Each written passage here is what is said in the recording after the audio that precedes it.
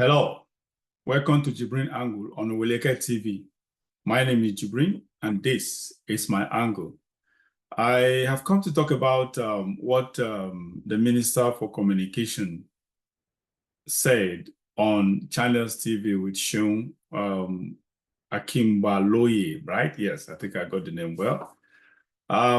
Yes, it got me all worked up because I don't understand why. So anyway, I get it. Not, I think I do, but let's watch the video and I'll come back to give my opinion or my thoughts on the video.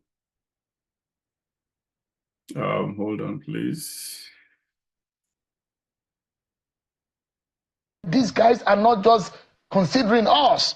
What if you look at the camera? What would you tell Nigerians tonight? Sharon, the reality about this government, and I'm going to split when we talk Nigerians. I'm going to try to ask two different groups of people to step back and look at this administration. In my adult life, I've never seen a government. In my adult life, I've been active in development in Nigeria, not just protests, not anything. In development, in my adult life, I've not seen a government with a set of programs that cut across every facet of our society, whether you talk about people who are unemployed, underemployed, gainfully employed, businesses. In my adult life, I've not seen a government that is extremely intentional. What this government requires is the collective effort of both the government, the public sector, the private sector, to come together to ensure that we can actually deliver on the promises and the interventions that this government is putting in place to ensure that we can serve the ordinary Nigerians. Those things won't be built. I've used the example of agriculture. The unemployed people in Nigeria, I ran CCO for years. It takes about 2-3 years for you to get a young person into a career in tech. And once you get them in, it's one of the highest paying jobs. So invariably, in about 50 years, this is perhaps the best government that you... in my adult life, yes. In about 50 years. With the knowledge of what I've had. I'm not 50. I'm just a few years. Yes, I say in about 50 years. In about 50. But I know you are in my adult life. And I'm not saying this because I'm a minister. I'm saying this because I see the programs. That Bola Tinubu government is absolutely. I challenge anyone to empirically look at those programs, map them on the country, map them on our age-long challenges, age-long issues that we've faced for years. Even though we want these issues addressed in 12 months, just map them on it and ask whether they... Okay, all right. I've had enough of that. This Minister for Communication, what's his name? I can't even remember his name. I don't even care to know his name. That's also true because as far as I'm concerned, all he has said is just rubbish. It's just rubbish. If he, let me use this word, this is not my person, but unfortunately, I feel so bad because this kind of public opinion or public comment is actually what is aggravating or what aggravates even misgovernance and corruption. And these people like him are the reason why Bola Tinubu will keep misbehaving, even though he never had the intention to behave well. So they will be a kind of an encouragement to him for him to even do worse things. So now, like I said earlier, if this man, this so-called Minister for Communication, genuinely and sincerely makes this comment in all sincerity and genuinity of his heart. Okay, I pray that God help him, show him mercy and give him understanding and open his eyes of understanding to see exactly what is happening to Nigerians and in Nigeria. But if he is actually the comment he made by actually scoring Bola Tinubu's government as the best government in his adult life, Bola Tinubu's government as the best government, probably based on the indices he mentioned, he listed, criteria he listed.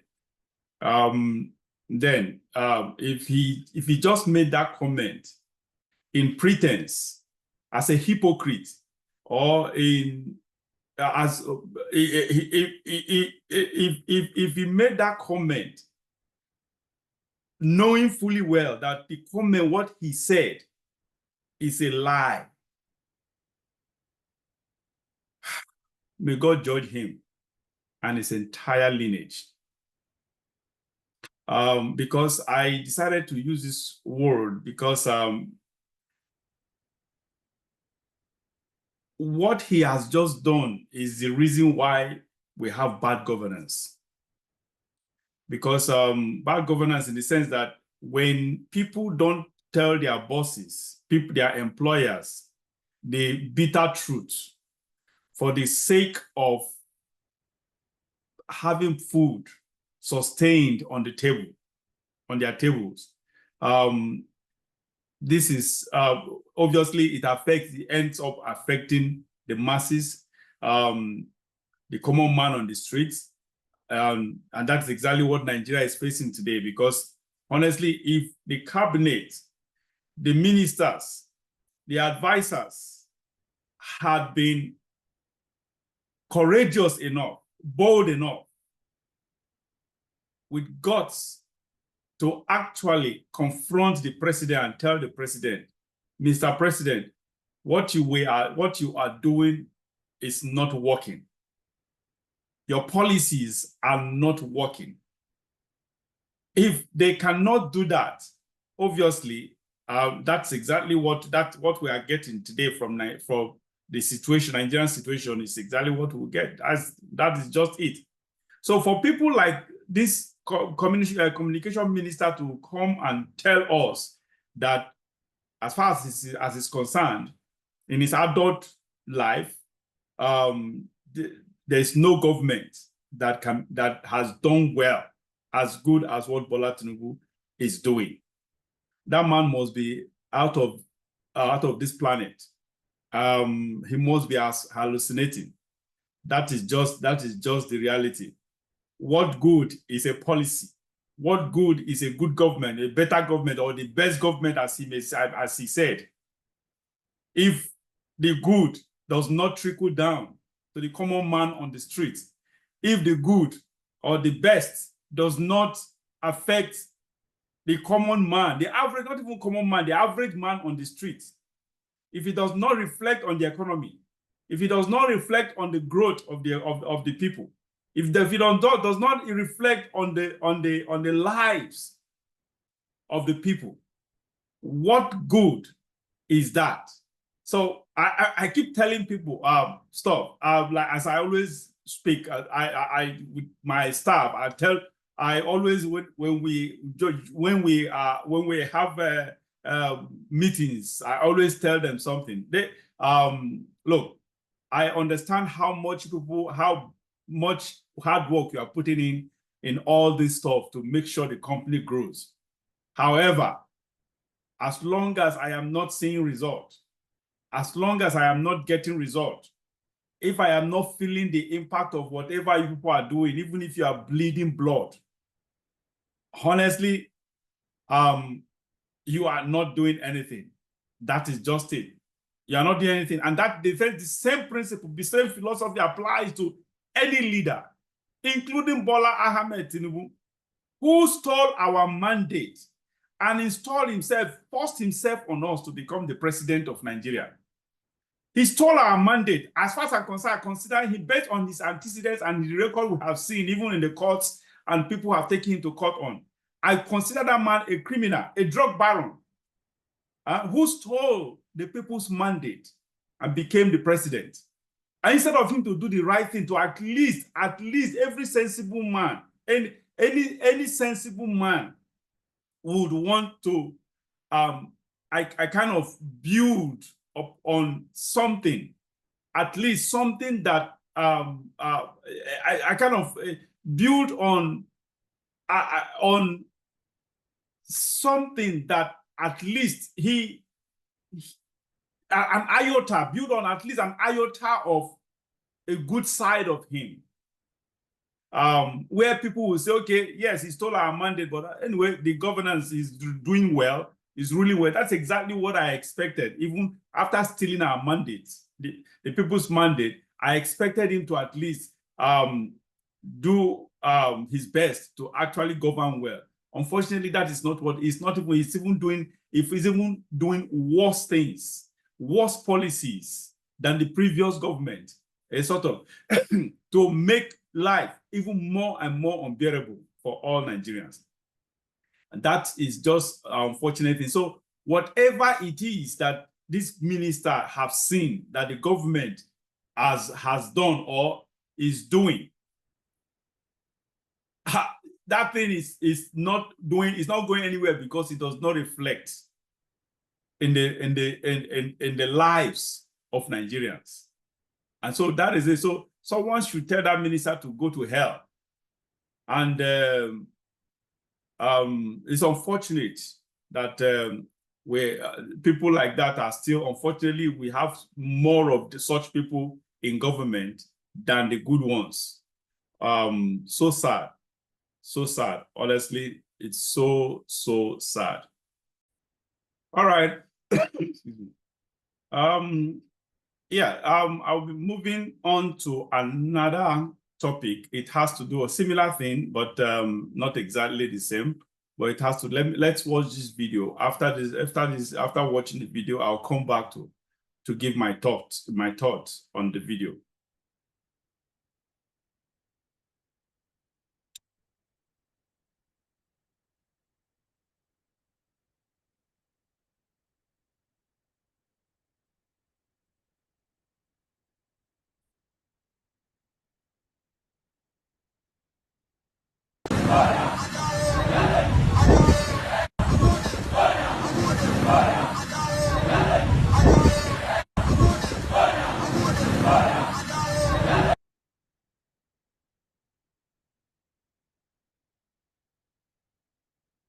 All right. You also that I don't know if some of you, so many people may not know the flag of what country those people, that protest, I was told when from a very reliable source that forwarded the video to me, I said that protest was in Kano state of Nigeria. So back to the flag. I don't know if some of you identified that flag, what country owns that flag, such color of flag. For those of you who do not know, that is Russian flag flying in Nigeria. That is honestly, I don't know why that flag, the protesters are using that flag or flying that flag or hoisting the flag or whatever you want to call it. However, honestly, seeing that flag in Nigeria gives me a kind of positive feeling because Russia, for those of you who have been following me for some time, you understand that Russia, not today, I have always been on the side of Russia, the Russian president, Vladimir Putin. He is better than the Western presidents and Western heads of states, as far as I'm concerned. He is well loved in his country. He may be, look, I always say something, whatever Putin is, killing his the opposition, killing his opponents or whatever it does. Look, every leader, every president, they have one bad. I always tell people something, when it comes to power, to attain power, it takes a lot of guts and courage, a lot of you doing the unthinkable, things that are inhuman. And to sustain the power, when you take the power, to sustain that power, it takes even worse inhumanity to be able to sustain that power. And that is why power, that is why they say power, absolute power corrupts absolutely. Because whoever is holding on to that power, getting there, it took them a lot to get there. They did so many things to get there. So to retain that power, they want to do even worse things. That's exactly what Putin is doing. I do not condone that. There is no doubt about it. One thing is, when it comes to leadership, especially presidency of nations. All those presidents and heads of states, they are doing one bad, they are into one evil, one devilish commitment or the other. So it's a norm globally. So let no one just come and tell me that Putin is a dictator, is a this, a that, is a that. Forget about that. I prefer him actually than the West. Now, I'll give you a reason why I prefer Putin. One, first, as evil as people, the West and most people in the world may view Vladimir Putin, his people love, he has the majority of his countrymen and women love him. His economy, he's doing well, he's leading his country well. He's a patriotic president. Everything he does, he always does in the interest of his country. So his country is peaceful, they are organized, and they are the control over his country is, in fact, like I said earlier, they love him. They love him not because you cannot love someone that is not doing well. So forget about what the impression that the West is giving to everyone about Vladimir Putin. That is just propaganda. That he's this, he's devil, he's there, he's a demon, he's a Satan. He's every bad thing on earth. That's what the West labeled him. And that is just it. The West wants you to think what they want you to think about him. That's the propaganda. Unfortunately, the West is the one, actually, the West are the ones that owns the mainstream media. They own communication, they own media. Everything that has to do with communication globally, overwhelmingly, the West is in charge of it. And not just the West, but liberal organizations. So, and when you talk of liberality, the West is the epitome of liberalism. That is just it. So, and that is the problem, where liberalism is one of the major problems we are facing globally all over the world. So back to Russia. I would rather Russia now. Another second point I want to make is why I prefer Russia to actually have interest, to be interested, to take over the West, the interest of the West in Nigeria, to be precise. They have taken over in Mali, taken over in Niger, taken over in Burkina Faso. I just pray, I wish and pray that Russia actually take over the interest of the United States and the West at large, by extension, in Nigeria. And that is just it. It's sort of so, because Russia, when they are interested in you, it's a two-way street. They make it two-way street. They don't fleece any country they are interested in.